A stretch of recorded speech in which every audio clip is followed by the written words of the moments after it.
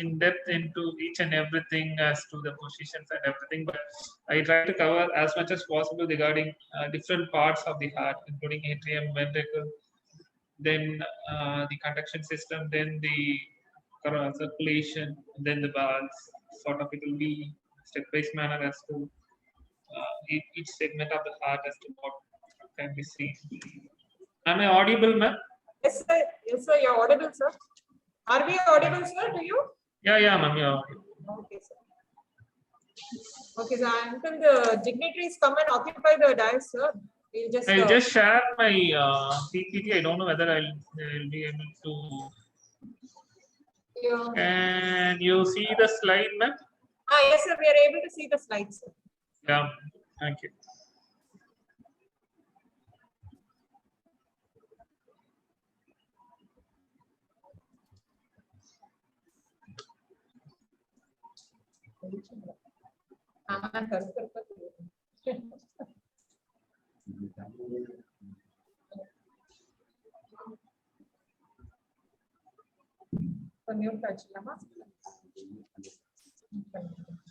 Okay, sir. We'll just wait. Yeah, ma'am. No problem. Okay, sir. All the best, sir. Best wishes. Thank you so much. Thank you.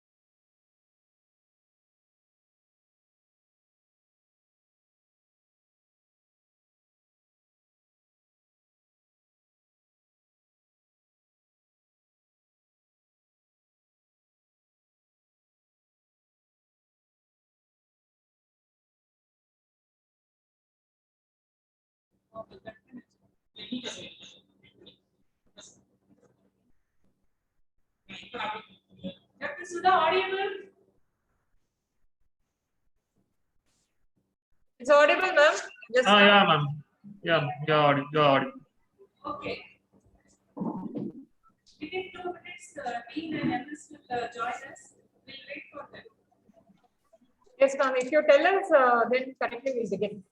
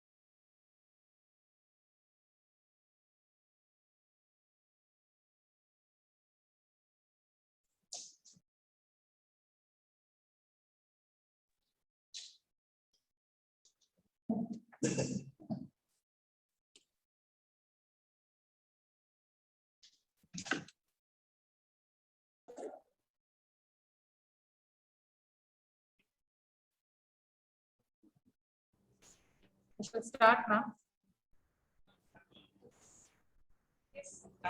Yes, you can start. Oh. A pleasant good morning and a hearty welcome to one and all present here for today's ECME. With the blessings of God Almighty and our founder chairman Dr. A. Shanmugam sir, we begin today's ECME with the Tamil Thai Valthu. I request all of you to rise for the Tamil Thai Valthu.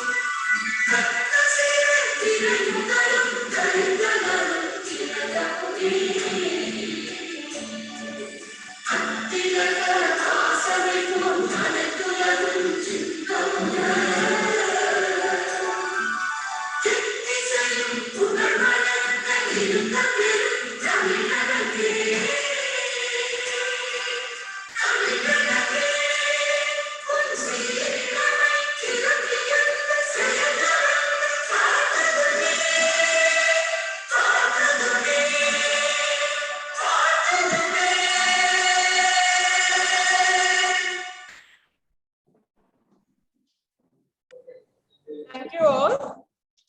At the outset, I would like to thank our management and the administrators for giving me this opportunity. On behalf of the Department of Anatomy, I, Dr. R. Sudha, Professor Anatomy, extremely delighted to welcome all of you to this ECME on the topic Clinical Anatomy in Interventional Cardiology. Current pandemic situation has curbed our normal routine lifestyle and has augmented existing stress factors to many folds.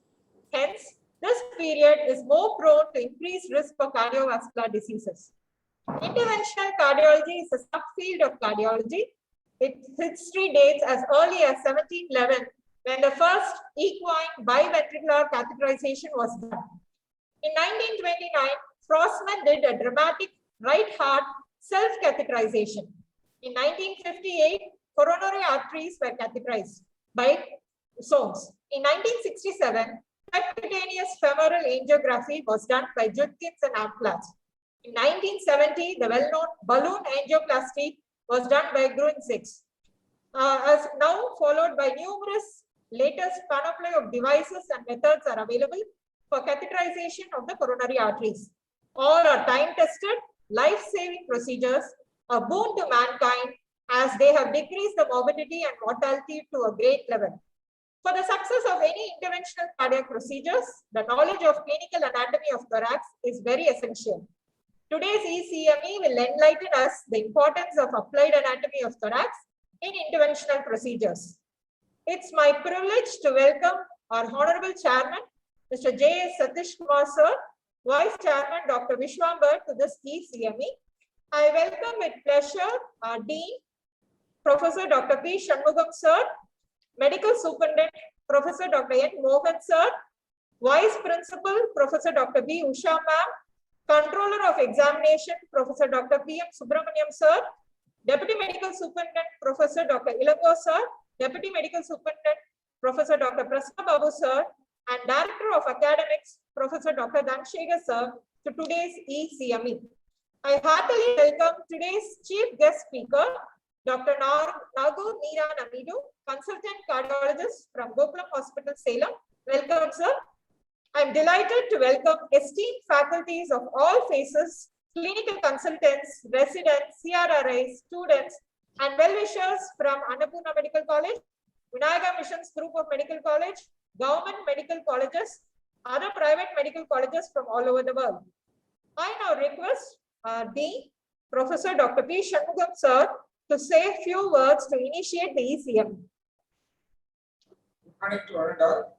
It is a great pleasure and privilege to inaugurate the webinar on interventional cardiology. It's a very important topic. As Dr. Sudha introduced, the medicine, anatomy is a solid combination of medicine. So unless you know the applied anatomy, the surgeons cannot successfully do any surgery. So in that way, this topic, cardiologists and cardiothoracic surgeons is very useful. And all the faculties and the budding doctors also, they must know the applied anatomy very well when they want to practice. Respected medical superintendent Dr. Morgan and our Vice Principal Dr. Usha, academic officer Dr. Ranshekhar, our controller of examination Dr. T.M. Subramaniam, the professor in the history of anatomy Dr. Santa Chandrasekhar, the Dr. Sudha, who introduced, were given a welcome address. The Dr. Sweta, who is going to talk about the board of things, and all the participants, delegates, and consultants who are taking part in this webinar. On behalf of the chairman and vice chairman, I thank you one and all for taking part in this webinar. Talk about the Dr. Nagar Meera. He is a well-known cardiologist in Salem. He has done a lot of interventional procedures. He himself had around relatives that are infected with it, and he is a very good cardiologist. So we are eagerly waiting for his speech on about the applied anatomy and in interventional cardiology. So with these few words, I thank you for giving the opportunity. I congratulate the Department of Anatomy to organize such an important webinar, and it's useful for all these all the faculty, students, and practicing doctors. Everyone it is useful. Thank you very much for giving the opportunity. Thank you, sir, for your kind words. I now request Professor Dr. N. Mohan, sir, Medical Superintendent, to say a few words about the ECM. Morning to all. On behalf of the management and the administration and from our team and the anatomy department, Professor Dr. Nanda Chandrasekharan, Dr. Sudha Satya, Dr. Sweda, and all the anatomists of our Annapurna Medical College and Hospital for selecting this very good topic of clinical anatomy in interventional cardiology. I thank Dr. Nagur Meera, consultant cardiologist, Kogulam Hospital, a well-known interventional cardiologist in our city. He is readily accepts our invitation, and it will be a very common topic, even from the for very useful from the first year, that is undergraduate, and also our outsiders, as our dean rightly pointed out. Anatomy is basic, and it will be useful for clinicians and surgeons in the future. So it gives a good foundation to our undergraduate students and budding our house surgeons, future cardiologists, and all the other medical colleges and practicing clinicians also. It will be very useful, this topic. I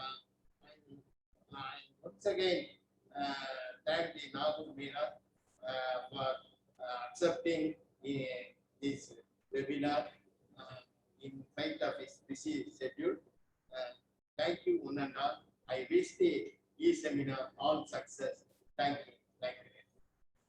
Thank you very much, sir, for your kind words. I now request Professor and Head of the Department, Dr. Shanta Chandrasekharan, to initiate the CME with few words.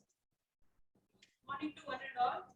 First of all, I would like to thank the Honorable Chairman, Mr. J. Satish Kumar, Vice Chairman, Dr. Krishnagar, our Dean, Dr.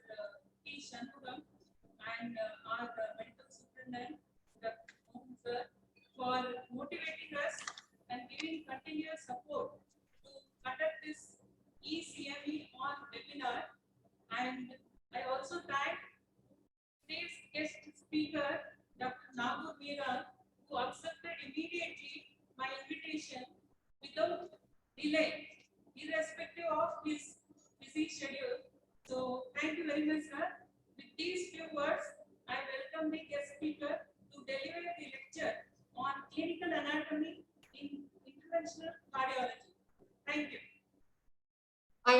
request Dr. Shanta Chandrasekharan, Professor Anatomy, to chair the scientific session. I now call upon Dr. S. Satya, Assistant Professor, Department of Anatomy, AMCH, to introduce the guest speaker. Thank you, ma'am. Good morning, honored all. It gives me immense pleasure to introduce today's guest speaker, Dr. Nagu Miran Amidu. Sir has completed his MBBS in Hill Park Medical College in the year 2007 and MD General Medicine in Tanjavur Medical College in the year 2011. Sir has pursued DNB Cardiology in Southern Railway Headquarters Hospital in the year 2015. Sir is an expert international cardiologist with a record of performing more than 1,000 coronary angiogram procedures through radial and femoral approach, more than 500 coronary angioplasty, and 100 device closure cardiac procedures like ASD, BSD, and PDA. Sir has presented research and posted papers in the conference and won first prize in Professor Dr. Rajendra Tandon Cardiology Update Quiz held at SIMS, Vadapalani. Sir has performed 80 device closure for congenital heart disease for poor patient free of cost under government scheme, and also participated in more than 20 free cardiac camps for underprivileged and rural population. At present, Sir is consultant cardiologist in Sri Gokulam Hospital, Salem, Tamil Nadu. With this brief introduction, I request our guest speaker to deliver the lecture on clinical anatomy in interventional cardiology. Thank you.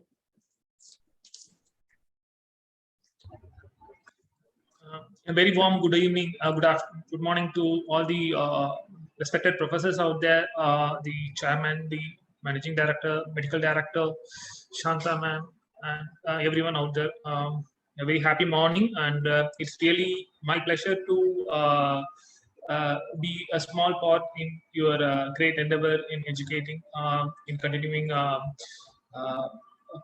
medical education through webinars, and it's my pleasure to do that. So without much ado, I'll just jump into the topic, and the topic for the day will be clinical anatomy in interventional cardiology. I am Dr. Nagu Miran. I am working as a cardiologist in Sri Gokulam Hospital for the past 4 to 5 years. So, I've been doing intervention for the past 5 to 6 years, and anatomy in interventional cardiology is quite a huge subject because it involves everything right from coronaries to valves to the muscle to everything. So I try to concise as much as possible in this short lecture, and if I stray away in anything, if I am, I just ask your pardon at the start if I'm not very clear, and if I am not very clear, you can pass me in between so that I can make things clear. So coming to the first slide, and why interventional cardiology anatomy is important is if you look at the complication rate, the more the interventional cardiology progresses, the more the complication arises, because we tend to take population which are deemed unoperable and then left to die.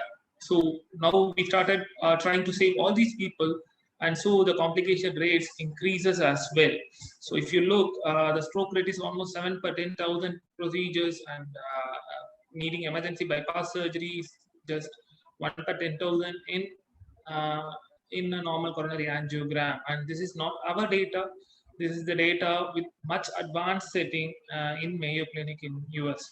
So, if you take the more complicated cases we take, it is not the complication rises, it's that we are trying to take more and more complicated cases which are left otherwise to nature's benefit.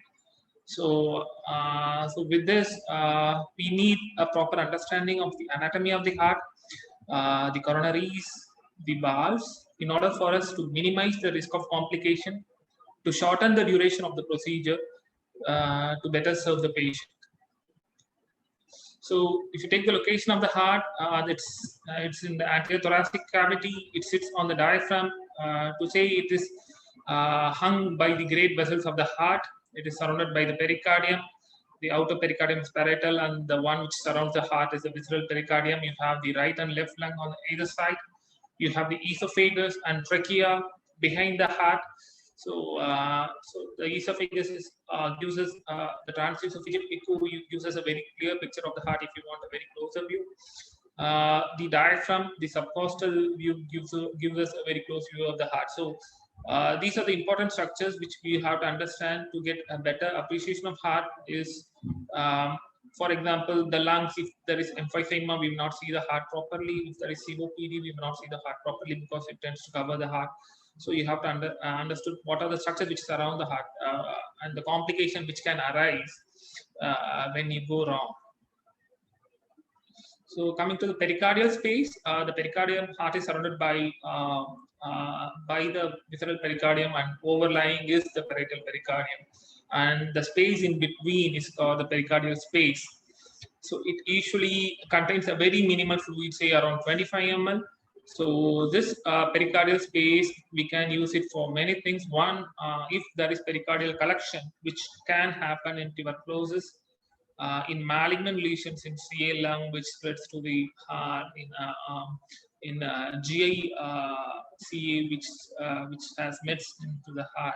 So these are the conditions when you have a huge collection, and we may have to tap it. So you have to go usually subxiphoid, where below the xiphoid, the pericardium, which is close to the base of the heart, which we call the base of the heart, is the RV and the LV, which comes on the base, which close to the diaphragm, where you can access through the subxiphoid area for pericardial tapping.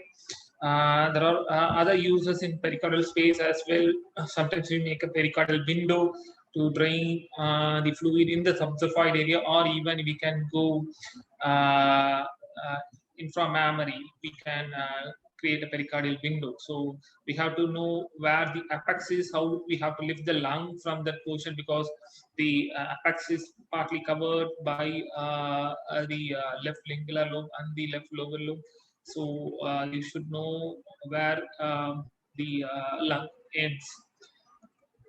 So the most important thing which the pericardial space uses is to get into the pericardial lead placement for a small child.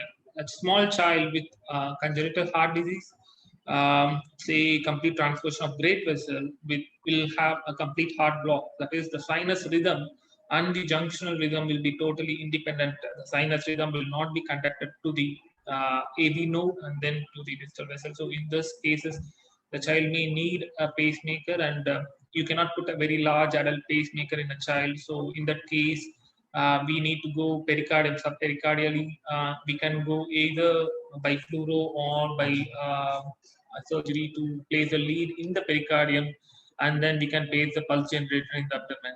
So these are the few instances where you should know about the pericardial space and how we are going to. The most important approach to the pericardial space will be subxiphoid, and sometimes through the apex. So coming to the different views as to how we look in the fluoroscopy, the heart, we generally have something called a right anterior oblique view and the left anterior oblique view. These are the two major views which gives us the appreciation of the heart. So if you take the right anterior oblique view, that is, you are looking the patient at an angle from the right side.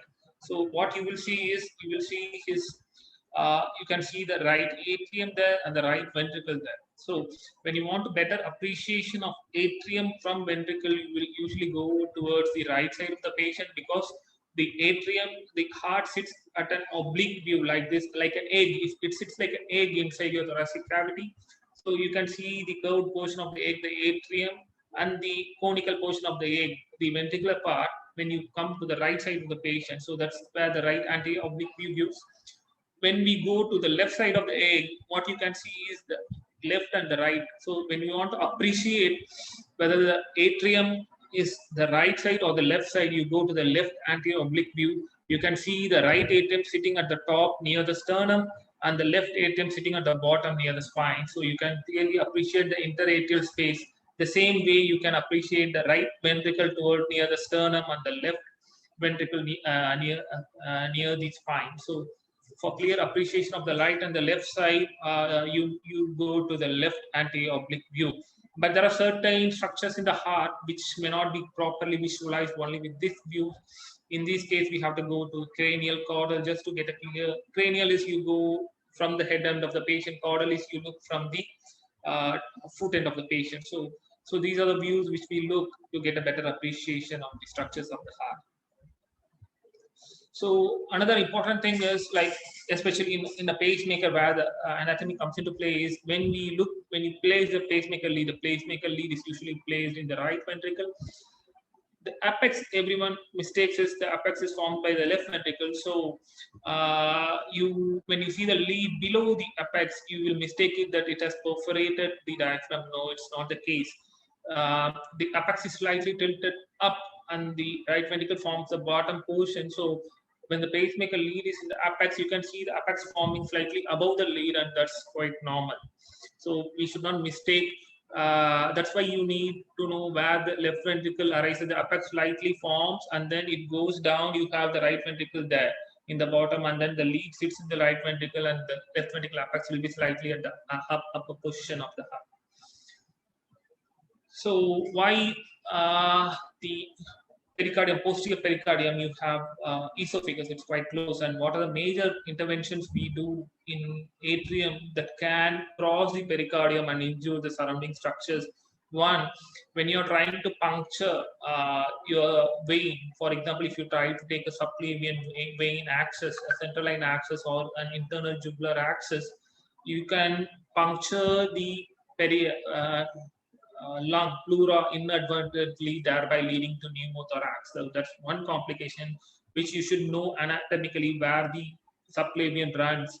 It runs just below the clavicle. The artery goes slightly below, the vein comes slightly above.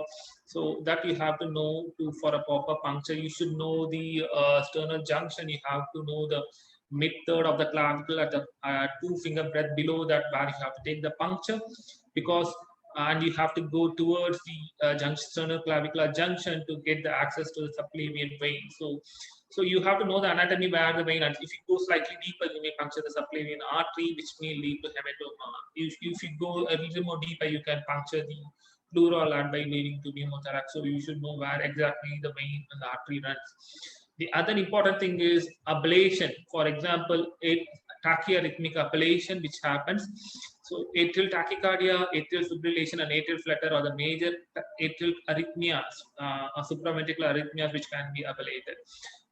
Especially in case of atrial fibrillation, when they are ablating the pulmonary veins around. So the esophagus lies quite close. If you look, the esophagus lies very close to the posterior surface of the left atrium, and when you ablate that structure, you can perforate the esophagus, thereby creating a fistula between the atrium and the esophagus. It's very, very, very deadly complication, and the mortality rate is quite high.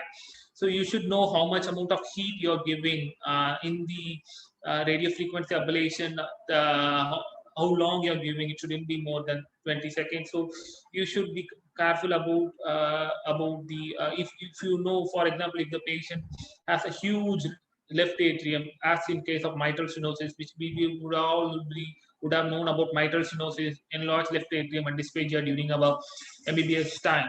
So in the final year, so it pushes this left atrium here, it pushes the esophagus, thereby leading to dysphagia. So the left atrium and the esophagus are quite close, and when you're ablating, you should have that in mind, as to be careful about the amount of time you are giving the radio frequency. So this topic will go stage by stage. First we cover the pericardium, then we'll go to the atrium, right, left and right, and then we go to the ventricle, right and left, and then we'll go to the conduction system, then we'll go to the coronaries, and then we end with valves, starting with aortic, mitral, tricuspid, and pulmonary. So to begin with, in the atrium, RA is separated. RA is formed by two structures. One, the proper RA, and the RA which is formed by the venous structures, that is sinus venorum. So the sinus venorum is a smoother structure where the superior vena cava and the inferior vena cava joins, and the proper atrium which develops in the embryo. It is separate, it contains a lot of pectinate muscles, which you can see here. So these pectinate muscles and the smooth portion, the sinus venorum, is separated by a ridge called crista terminalis, and toward the end it blends into a vestibule where you have the cavo tricuspid isthmus as well. why this portion is important in a clinical interventional cardiologist perspective is the atrial flutter. The atypical flutter runs in the cavotricuspid isthmus over the crista terminalis, and you will be ablating the cavotricuspid isthmus to prevent atrial flutter from happening in these patients. So you should have an anatomy, and you should know where the AV node lies. The AV node lies in the triangle of Koch, which is covered on one portion by the tendon of Hurdo, and on the other side you have the coronary sinus, which forms one edge, and you have the valve of the tricuspid, which forms the other. So in this triangle you have the AV node. So when you're ablating the cavotricuspid isthmus, you should be careful not to do too much, come too close to AV node, thereby you may create a complete heart block. This also tachycardia or AV node reentrant tachycardia. What's AV node reentrant tachycardia is when the impulse keeps going round and round inside the AV node through a fast and slow pathway. The patient will develop heart rate somewhere around 180 to 200, thereby leading to palpitation. So in those cases, we'll be ablating the slow pathway through which the aberrant impulse goes. So you have to know exactly where the AV node lies in the tendon of in the triangle of Koch to have an idea about how to ablate that. So you also ablate the cavotricuspid isthmus. So and the other important structure there in the atrium is the Eustachian valve. The Eustachian valve covers the inferior vena cava. Sometimes the Eustachian valve becomes redundant, or it does not resolve properly. Thereby, you will have a huge valve inside the atrium, which you can mistake in an echocardiogram for a thrombus, or you can mistake it for a quadratum on the right side. So they'll be separating the RA into two chambers. So you should this Eustachian valve usually directs the blood flow in the fetal part, but it usually gets absorbed partly at the end. So when there is a very large redundant Eustachian valve, you can mistake it for a thrombus. It's called a Chiari network. So you have the tricuspid isthmus here where you and you will where you ablate the atrial flutter, and sometimes you may have to cross the interatrial septum for ablation to ablate the pulmonary venous. You will be ablating all the origin of the pulmonary veins to prevent atrial fibrillation. So the other important portion in the atrium is on the left atrium. You have the left atrial appendage, and on the right you have the right atrial appendage. The appendage, the real actual atrial appendage portions which you have.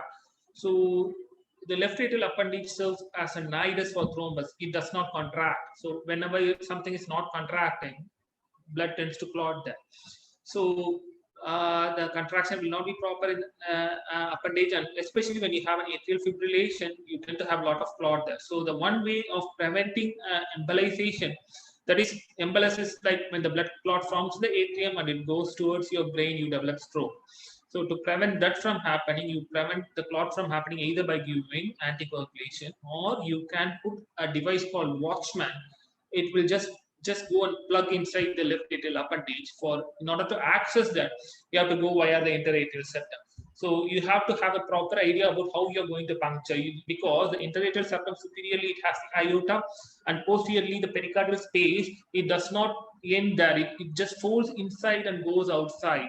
So when you start puncturing, sometimes posteriorly you may puncture the pericardial space of the right atrium, thereby leading to a tamponade. So you have to be careful about where you puncture the interatrial septum. So you have to have an idea. You have to have a catheter in the aorta to give you where the aorta ends. You have to go to the lateral view to see where the spine, and you should not be close to the spine. You have to come on the right anterior oblique view to see you should not be close to the sternum. You have to have one spine depth below the atrium, below the aorta to puncture the interatrial septum. So you should know the anatomy of the interatrial septum. The interatrial septum is an oblique structure. It does not form straight away in the middle of the spine. It goes from anteriorly to posteriorly towards the left atrium. It's an oblique plane structure. So you should know where to puncture exactly, so that you should know the anatomy of where the aorta ends and where the posterior fold of the pericardium ends to puncture to get into the left atrium.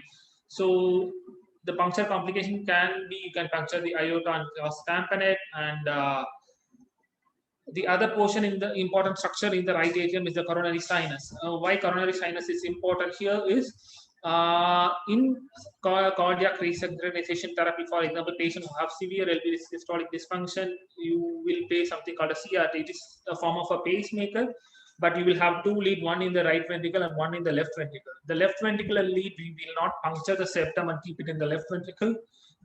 We will go into the coronary sinus and then keep it in the lateral wall of the left ventricles, and we will stimulate the right ventricle, followed 80 milliseconds later by the left ventricle, so that they contract synchronously to improve the pumping function of the heart. So for that to know, you need a coronary sinus. So the other important area where you will need coronary sinus is sometimes there may be a persistent left superior vena cava which can drain into coronary sinus, thereby the coronary sinus may become quite huge.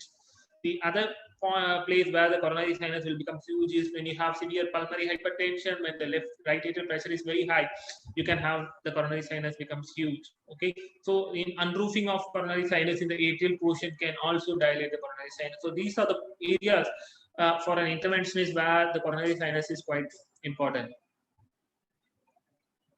And coming to the PFO, so PFO is the persistent foramen ovale which has not fused in the right atrial side. So why it is important is sometimes it can cause paradoxical embolization, where a small blood clot from one of your veins can go via the patent foramen ovale into the left side and thereby leading to stroke. So most cryptogenic strokes can happen due to patent foramen ovale, and there has been studies where they close patent foramen ovale to prevent recurrent stroke from cryptogenic embolization. So that's one area where PFO is quite important. And sometimes in inoperable cases of congenital heart disease where the pulmonary hypertension is so high, sometimes they do atrial septoplasty where they'll dilate the PFO with a balloon of 14 mm or 16 mm to create an artificial shunt to decompress the right side to extend the patient's life. So that's where the PFO importance lies. And coming to the left atrium, the most important structure is the venous structures, which comes in the posterior side of the left atrium, and you have the atrial appendage on the more anterior surface. So the posterior surface, the left venous structures is important, where you will ablate around the ostium of these venous structures to prevent atrial fibrillation. That's one area. The other area is where you close the left atrial appendage with a Watchman device. So when you're taking your catheter across the interatrial septum into the left atrium, you have to be very careful, because sometimes you have small pits in and around the left atrial appendage, and if one of your wires go and hit, or the tube goes and hit, you can perforate the atrium, thereby leading to tamponade. So you have to be very careful when you operate in and around the left atrium, because there will be small pits around there which can easily perforate. The wall is very thin there. So that's one area. And in an echocardiogram, the way of distinguishing the right atrium from left atrium is by crista terminalis and the pectinate muscle. You have a lot of pectinate muscles on the right side, and you have very smooth, comparatively a very smooth left atrium. This implantation, why atrial appendage closure is important is because sometimes the circumflex, if you look here, you can see the left circumflex artery. I don't know whether you're appreciating it. There is a small here. You can see the left circumflex artery. Suppose when you're going to put a device in here, the device may impinge on this left circumflex, thereby producing MI. So you have to choose a very optimal sized left atrial device to keep it there. So this is one of the case where you can see the plug on the right side. It causes a pinching of the left circumflex here. So they have removed the device and undersized it by 2 mm and then deployed it again. So that's one case where the left circumflex lands very close below the left atrial appendage, that in the left AD groove. So you have to be careful about that. Keep in mind when you are deploying left atrial appendage closure. So coming to the phasic function, this is more of physiology rather than anatomy. I don't know how much in deep I should go.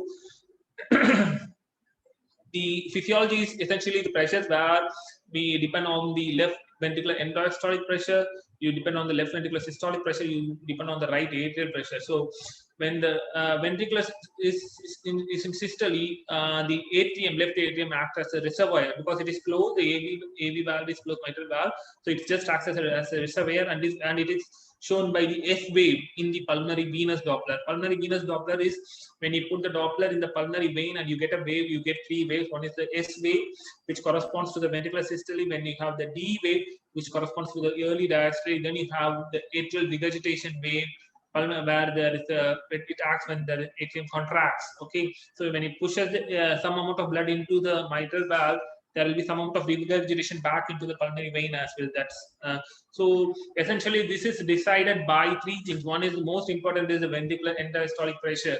So that decides the D wave as well as most of the S wave and the reversal wave. So when you have a very high end-diastolic pressure, the regurgitation will be very high. The D wave, the diastolic flow will be very low when you have a very high LV end-diastolic pressure. So this is more into physiology than anatomy. Coming to the size of the left atrium and the right atrium, they are very important predictors. And again, other than the size, it's more to really do with physiology. When you have a very high LV end-diastolic pressure, or when you have a very massive valve regurgitation, in LV end-diastolic pressure high, conditions like constrictive pericarditis, restrictive cardiomyopathy, valvular lesions like mitral regurgitation, tricuspid regurgitation, you have huge left atrium and right atrium. So in echo, you usually measure them by volumes, and the volume cutoff is around 34 ml per meter square for left atrium, and for right atrium it's 39 for males and 33 for females. So next we come to the ventricle.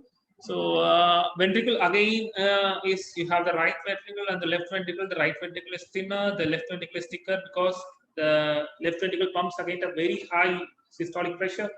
That's 120, when the right ventricle just pumps against a smaller systolic pressure, that is 25. So the right ventricle is naturally thin and the left ventricle is naturally thick. The only problem happens is when you have a congenitally corrected transposition of great vessel, where the left ventricle be in a position of the right and the right ventricle, morphological right ventricle will be in the position of the left, where patient can have heart failure in the early stages of life.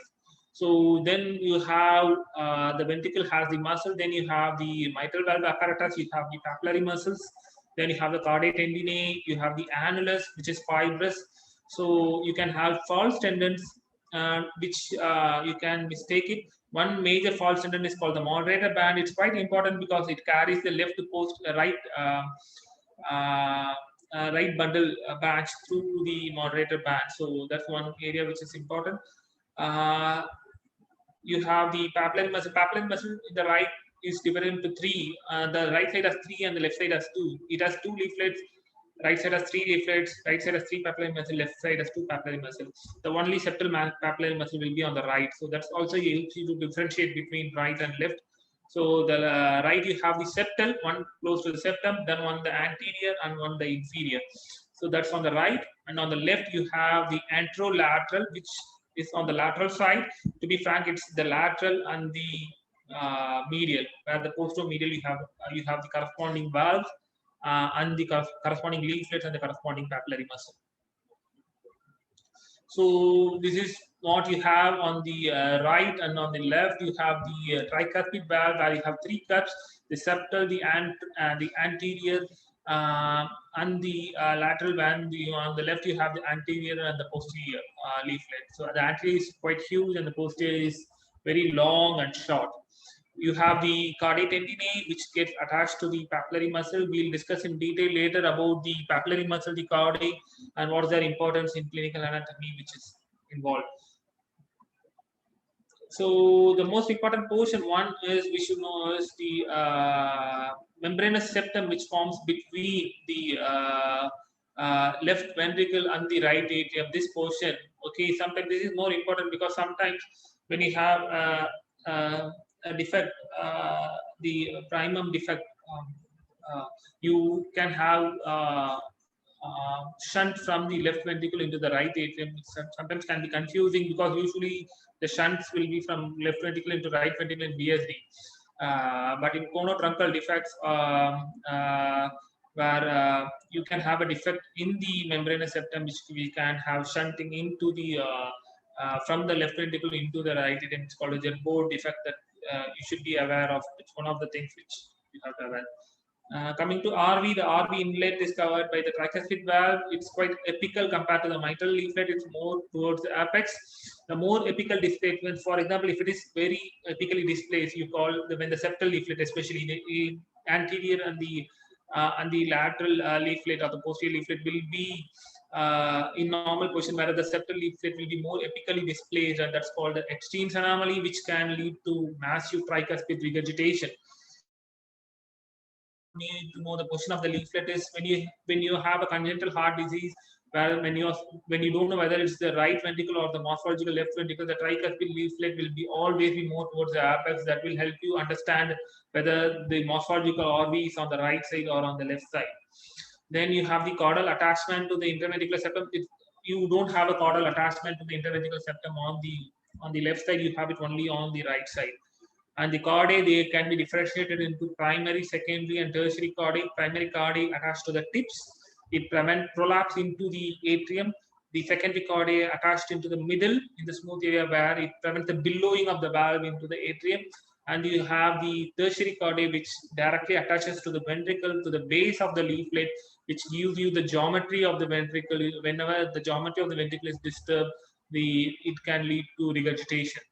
Then you have the other important thing which we have to discuss here is aortomitral continuity. That is where the annulus fibrous, which covers the mitral, continues with the aorta, where you have the anterior mitral leaflet continuing with the semilunar valve of the aorta. That's called the aortomitral continuity.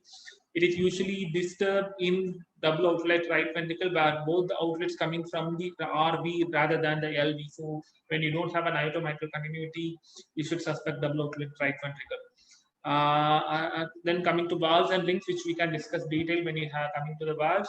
And this is the chordae which we are talking about, the primary chordae attaching to the tip, the secondary chordae to the middle, and the tertiary chordae from the ventricle to the base of the leaflet, where you have the, this is the mitral leaflet, we have the posteromedial and the anterolateral papillary muscle with the corresponding chordae. We have the smaller posterior leaflet and the larger anterior mitral leaflet.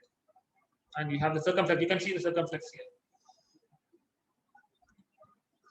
So coming to papillary, the pulmonary valve is anterior and superior to the aorta. I think we can discuss detail later, where the pulmonary valve will be anterior and superior to the aorta. The aorta is usually sits in the middle of the heart. When you have a cut section, if you take the cut section of the heart at the level of the valve, the aorta will be the central valve. The pulmonary valve will be anterior to it, and you have the mitral and the tricuspid. The mitral to the left and the tricuspid to the right. Okay, we'll discuss it. We'll see that later as well. One important thing is when you have a congenitally corrected transposition, you have the pulmonary valve in the middle and the aortic valve in front, so that we have to be aware of. Okay, this is one which I'm talking about. If you can see, the pulmonary valve sits in the anterior portion, the aorta in the middle. We have the tricuspid valve towards the left and the mitral valve. Actually, the mitral valve is quite posterior and the tricuspid valve is quite anterior. So when you look at the heart, but since we need to have a better understanding, we are seeing it in this way. And you can see the orientation of the leaf cups. What you have is the left coronary cusp. You can see the left coronary artery, the right coronary cusp. You can see the right coronary artery. Why it is important is it's closely related with the pulmonary valve here.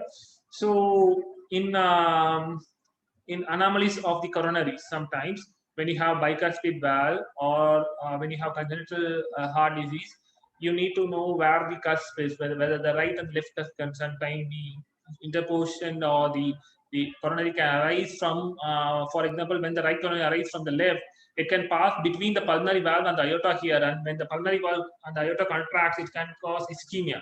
So you have to, that's why this anatomy is important, because we have to see whether or if it crosses the pulmonary valve. Sometimes the anomalous artery will go around over the pulmonary valve.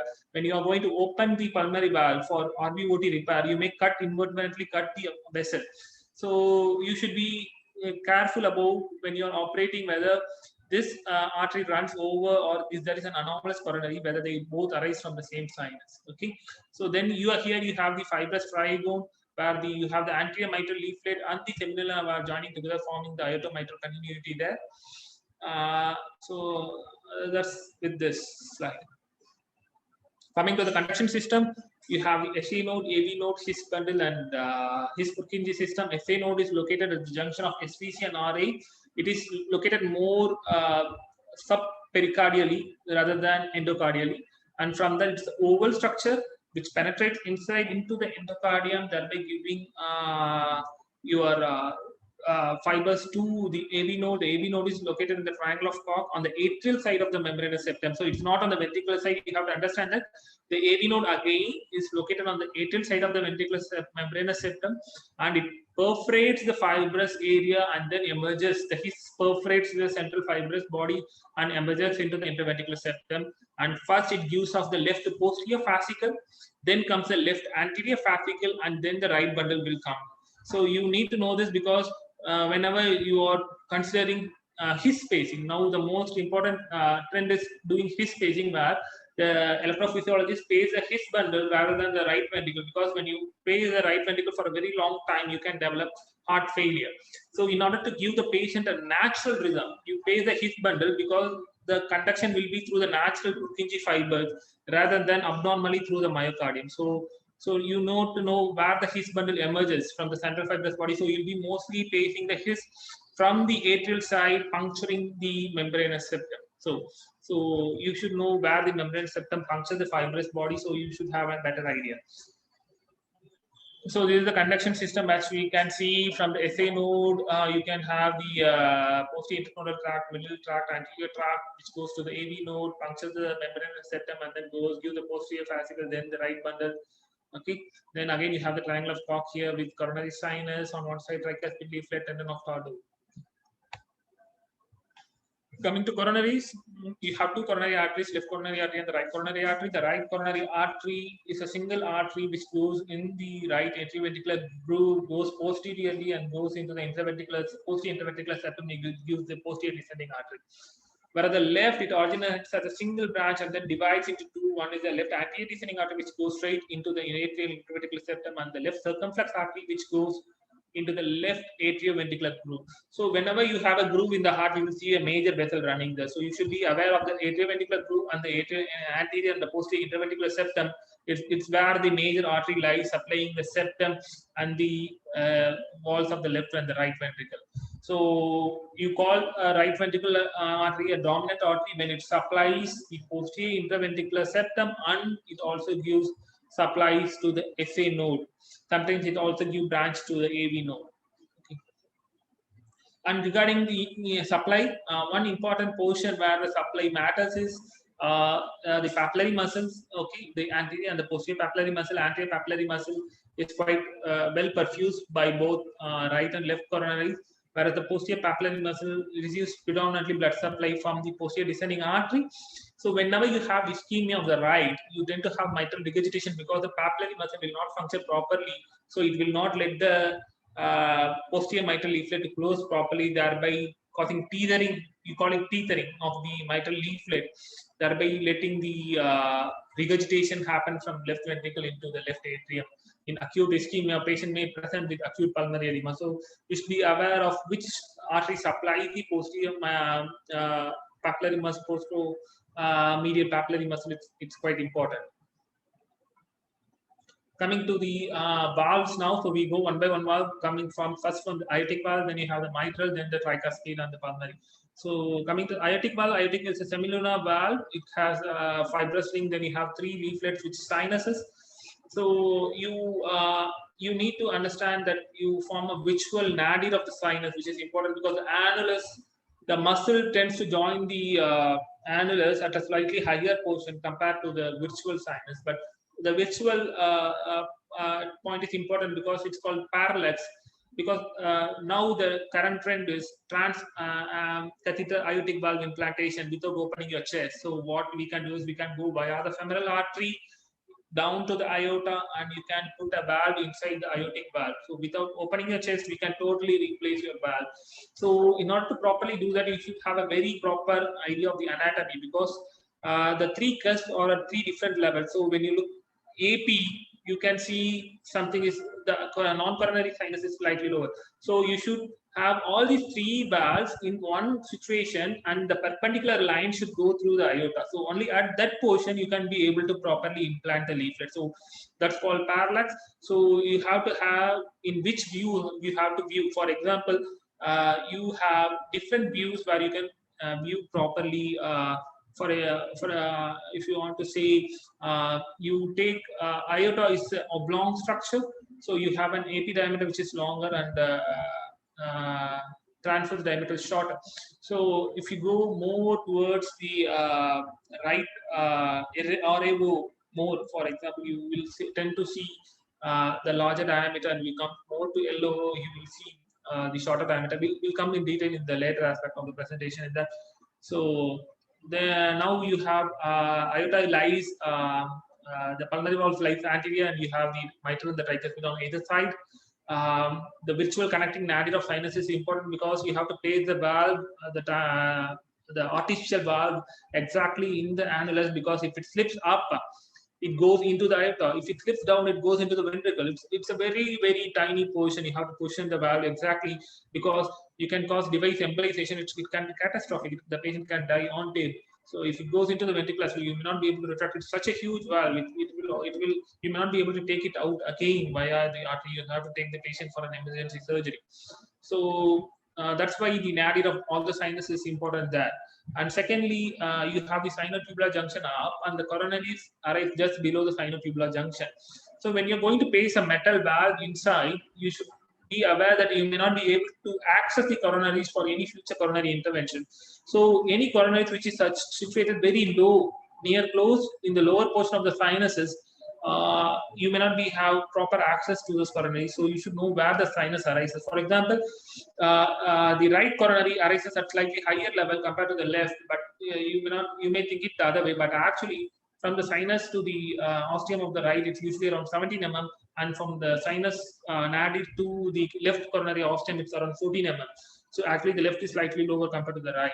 But since the aorta is oriented like this rather than like this, it's slightly tilted like this, you falsely mistake that right coronary is lower compared to the left. So this is the TAVI which we are talking about.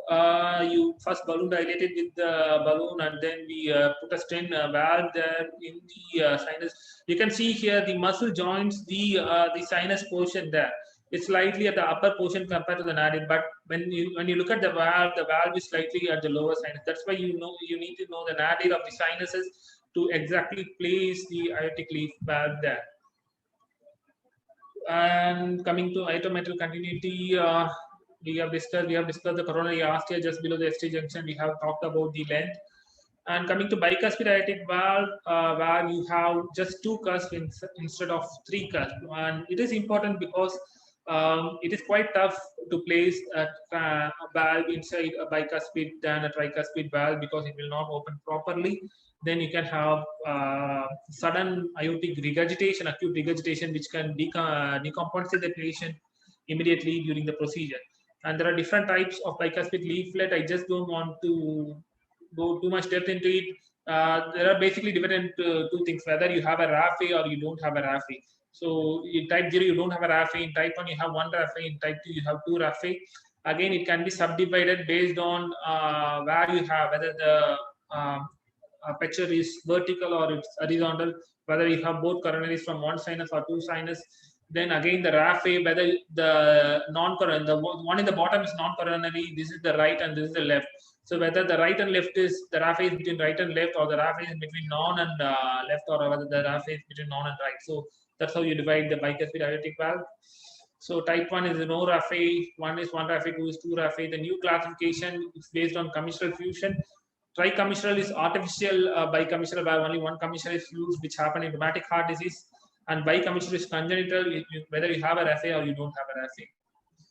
So this is with aortic. Then coming to mitral. So mitral, the annulus is a D-shaped annulus. The fibrous ring near the aortomitral trigone is very thick, and the other portion, the entire portion where the posterior mitral leaflet happens, it connects more fatty tissue. So what happens is, when you have LV dysfunction, where the dilated cardiomyopathy or myocardial infarction leading to dilation of left ventricle, the posterior portion dilates more. You can even have a posterior mitral aneurysm because the fibrous trigon is not so thick there. So that you have to keep in mind where the aorta mitral trigon is a very stiff structure. That's why in intervention where sometimes you can be able to take a mitral ring across the posterior coronary sinus. The coronary sinus runs along the posterior mitral leaflet. You can take a stiff ring there to compress the free portion of the mitral area. The one close to the aorta is stiff, and one on the away from the aorta going on the lateral side of the ventricle and then coming back anteriorly. You can take a ring there, compressing and thereby narrowing the annulus. So that you have to understand the D-shaped mitral orifice, why it's D-shaped. Then you have the mitral is not a single planar structure. It is elevated laterally up like a saddle in a horse, like this. So the lateral structure and the septal structure are slightly elevated compared to the anterior and the posterior, where you have a saddle-shaped mitral leaflet. And again, we have talked about the circumflex artery, which goes in the atrioventricular groove just below the left atrial appendage, close to the mitral valve. Sometimes when you put too much stretch the valve, you can compress the left circumflex artery, that you have to be aware of. That's there. And coming to the leaflet, if you look, the anterior mitral leaflet is a very long leaflet but a short leaflet. It's the width is small, it's on the near the aorta. But the posterior mitral leaflet is a very long leaflet. It covers the entire other portion, circular portion, but it's a shorter leaflet. The length is quite short. So the anterior leaflet covers just 1/3 and the posterior leaflet covers 2/3, but the lengthwise anterior leaflet is very long and the posterior leaflet is very short. So the coaptation length is around 8 mm. We call it the coaptation reserve because when the LV dilates, still the mitral leaflet will be able to coaptate. Actually, it will be like this. You have 8 mm. Even when the LV dilates, you will be still, there will be coaptation like this. So that's called the coaptation reserve. And then you have the mitral apparatus, which contains the annulus. Then you have the leaflet. Then comes the chordae. You have the primary, secondary, and the tertiary chordae. The primary chordae attached to the tip. The tip prevents the prolapsing of the leaflet inside. So when you have rupture of chordae in mitral valve prolapse, the leaflet goes inside. It prolapses, thereby creating a systolic aperture. When during systole, there should not be a hole. So when one of the chordae ruptures, the primary chordae, the leaf goes inside. It will not go up properly, and there will be regurgitation. So acute regurgitation. So that you have to be aware of. The secondary chordae attaches to the rub zone, prevents the billowing, and the third, which we have already discussed. It's the same slide.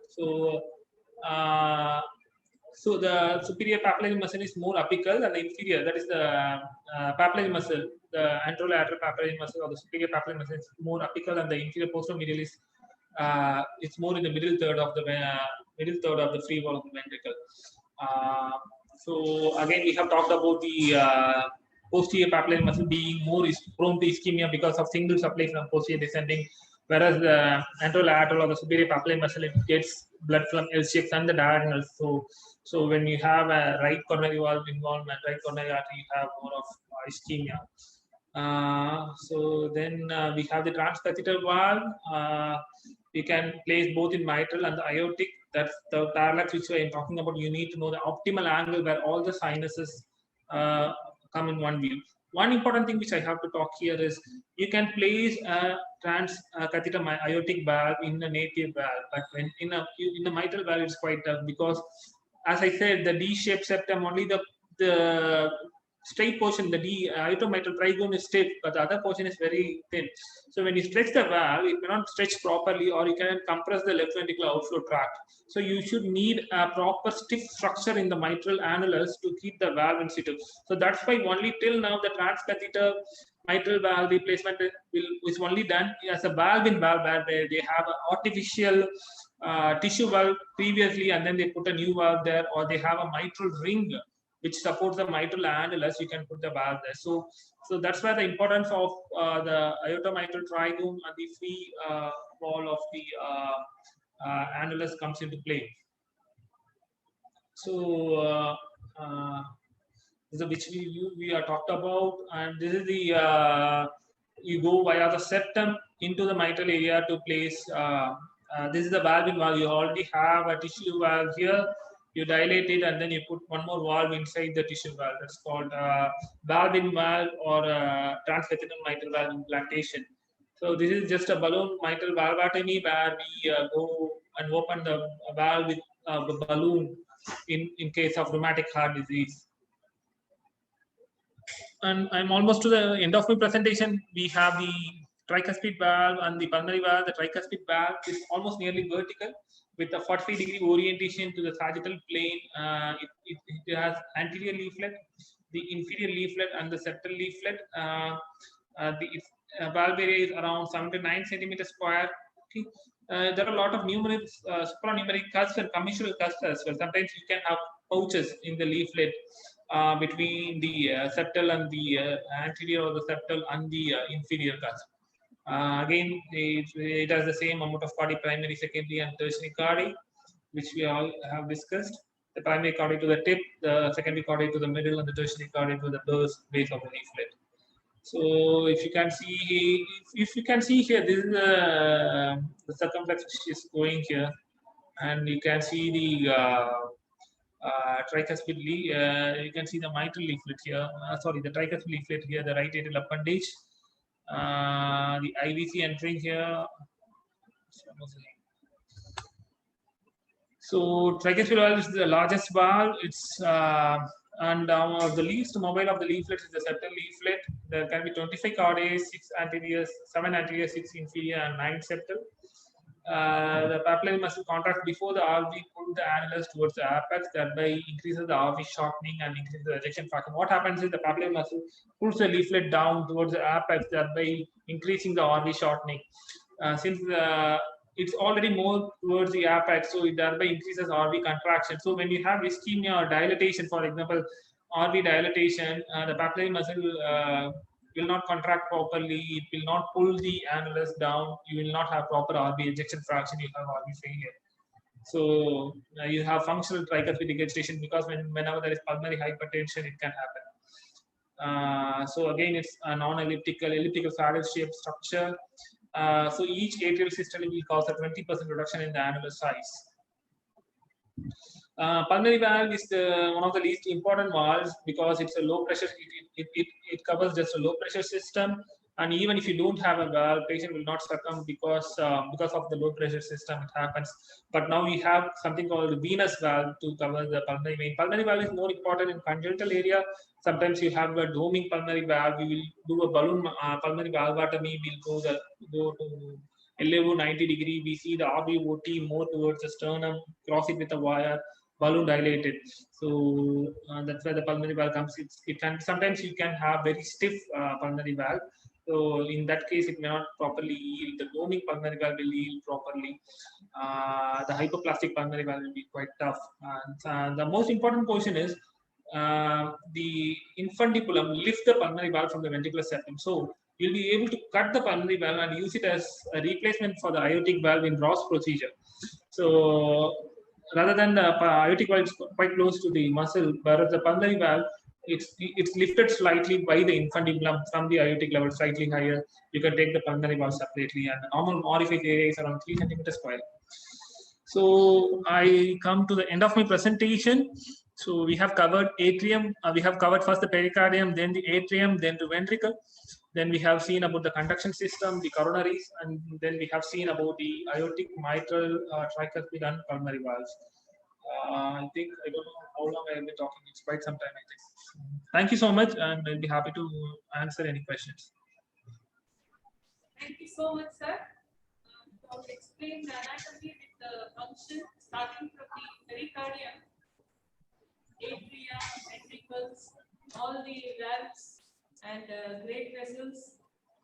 Along with that, you have explained all the clinical condition and the procedure, how it will be done and how it will function.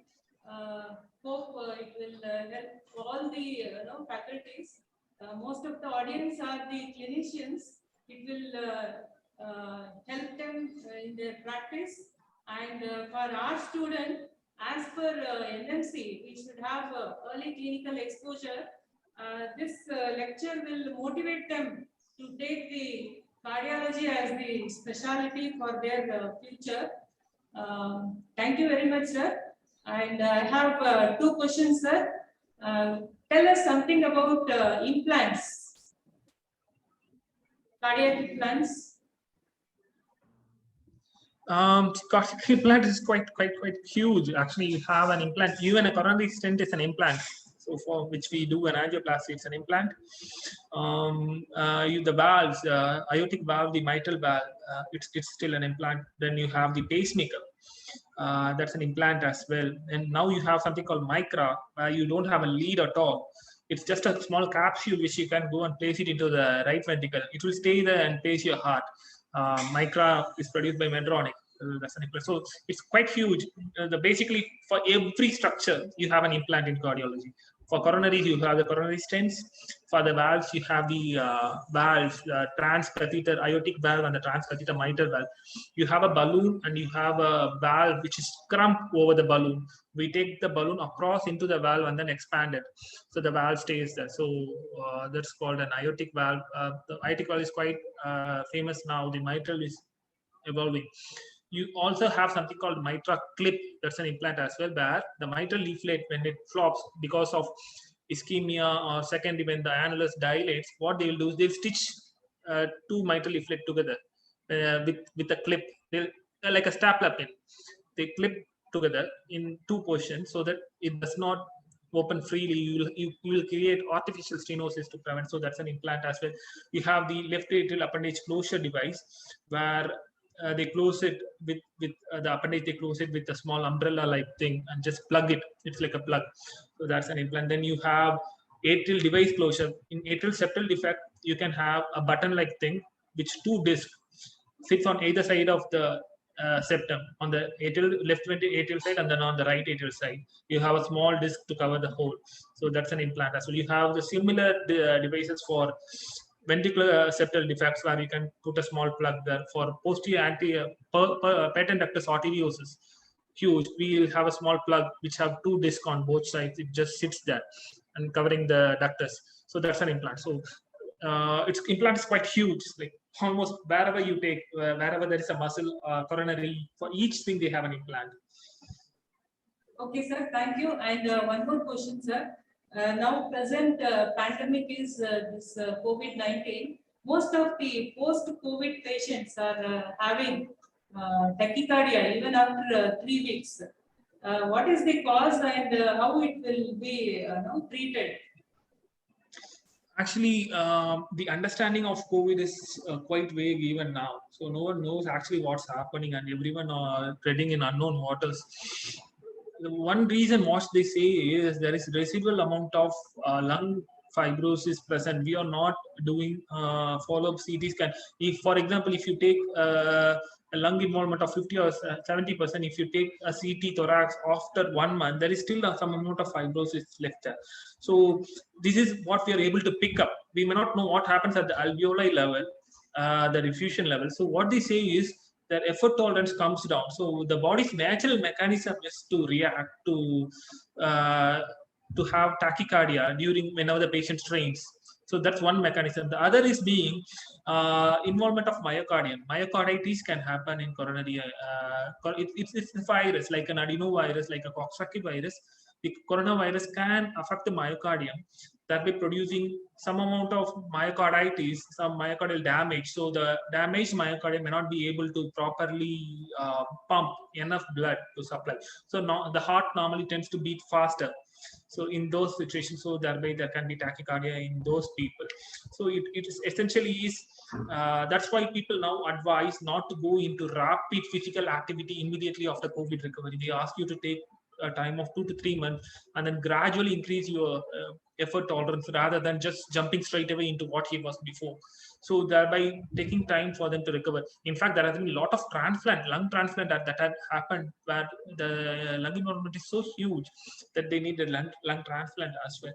So again, it's quite untested waters. So most likely these are the two things: decreased effort tolerance, decreased functional capacity from the lung side and from the heart side, thereby leading to tachycardia in these people. Okay, sir. One more question, sir. Due to lockdown, most of the students are attending the online classes and from morning 8 a.m. to 4 a.m.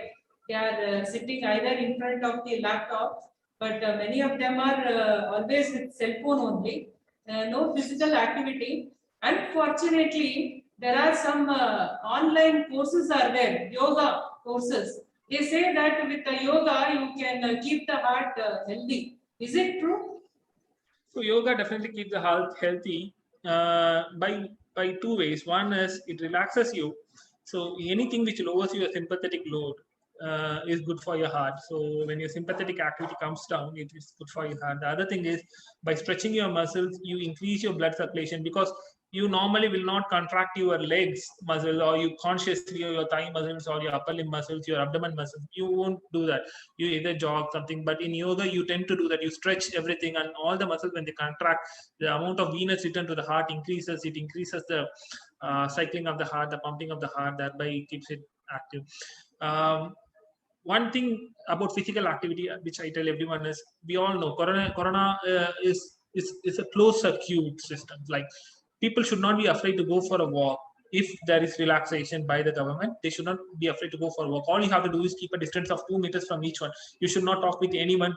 You should not go close to by anyone, but you have a lot of space to go around to walk. You can walk around your campus. You should, because most of them are so afraid to go out in corona. It's not like that. The only thing is you should not say in a closed space that is far more dangerous than in an open space. In an open space at 1 feet interval, the chance of you getting corona is almost negligible than if you spend 2 minutes in a closed room space with a person who had corona. So that should encourage them to move around if there is government relaxation to either. And yoga, as I said, these are the two ways. One, they give you lower your sympathetic load, your sympathetic activity, thereby reducing the vasoconstriction and the tachycardia mechanism, oxidative stress mechanism. The other is by activating all the muscles, it increases the venous return shortly to the heart, making it to work properly. Okay, sir. Thank you very much. Now the session is open for the audience. Those who are having question, please message in the chat box. If any questions are there, guest speaker will answer. Okay, our one of our faculty is having a question, sir. So it was a very good session, sir, very detailed. Thank you very much. So I Thank you, have ma'am. the interventional procedures, which is the most difficult one, which has got a least success rate. Because most of the interventional procedures have got a very good success rate. So which procedure is very difficult and has got a very least success rate? To be frank, the least successful intervention, if you take, is it will be atrial fibrillation ablation, because it's the pathognomosis is totally different. It's fibrosis of the atrium, the left atrium and the right atrium, the enlargement and the fibrosis. So how much amount of time you keep on ablating, it tends to recur. So if you are the least successful procedure, it will be ablation. If you take the most complex, I used to say is don't take anything as an easy procedure. So always take everything as a complex procedure plan.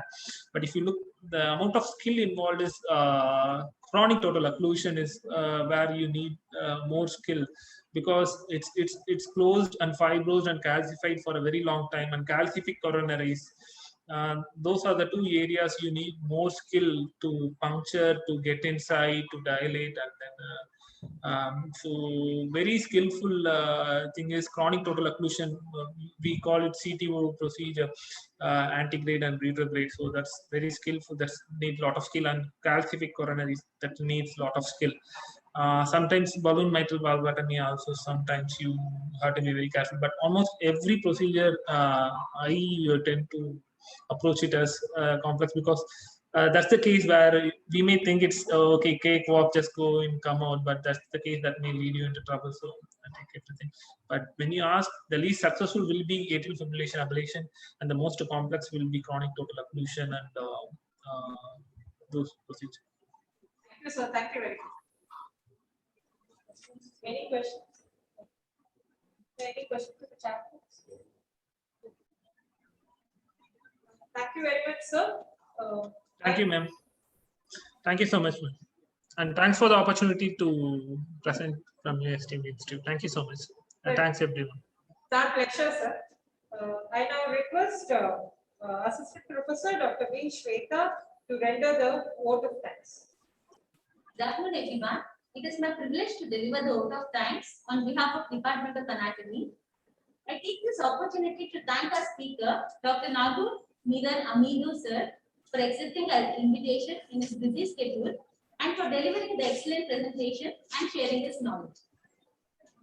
I further express my gratitude to our chairman, Mr. J.S. Satish Kumar, sir, our vice chairman, Dr. Vishambar, sir, our dean, Professor Dr. P. Shanmugam, sir, our medical superintendent, Professor Dr. N. Mohan, sir, our vice principal, Professor Dr.